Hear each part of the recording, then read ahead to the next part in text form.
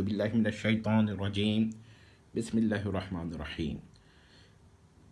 Essence نے سب سے زیادہ اس مسئلے پر منی گاڈ اور کریٹڈ گاڈ کے مسئلے پر جہلمی کی گرفت کی ہے اور اسلام کے عقیدہ توحید کی حفاظت کرنے کی سعی کی ہے، اور انشاءاللہ کوئی بھی شخص چاہے وہ کسی بھی نظریے کا ہو، غیر اللہ کو کسی بھی قسم کا خدا یا الہ ماننے کی کوشش کرے گا، چاہے خواہ منی الہ یا منی خدا یا منی گاڈ یا کریٹڈ الہ یا کریٹڈ گاڈ یا کریٹڈ خدا، تو ہم اس کی مخالفت کریں گے، اس کو رد کریں گے۔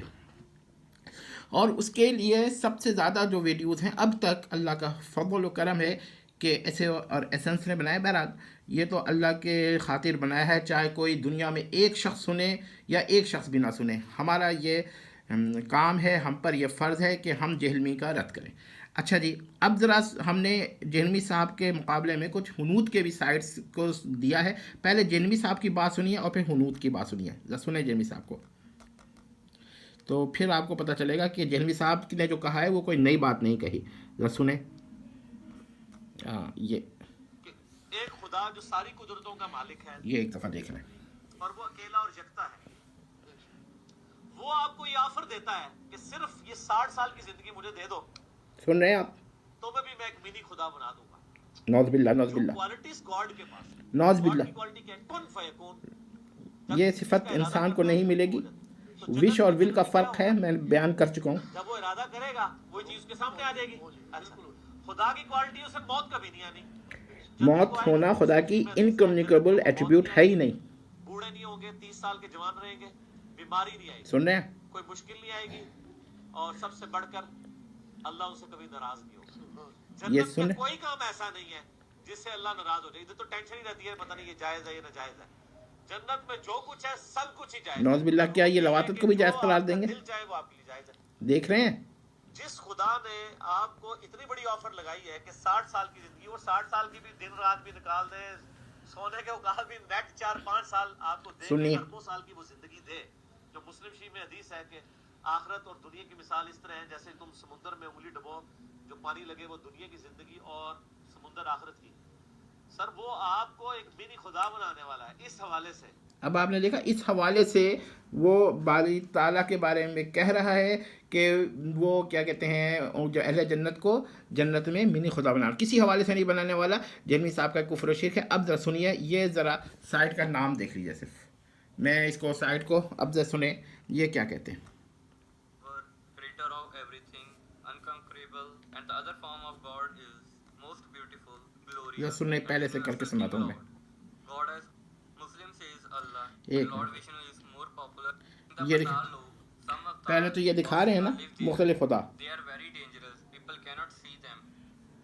یہ دیکھیں ایک نظر، ہم زیادہ نہیں دکھانا چاہتے۔ Number 2, Vishnu. Lord Vishnu is preserver of the world. He came 23 times in the world and one time is still remaining. سن رہے ہیں؟ Rama and Krishna is also his avatar. His wife Lakshmi is a goddess of wealth.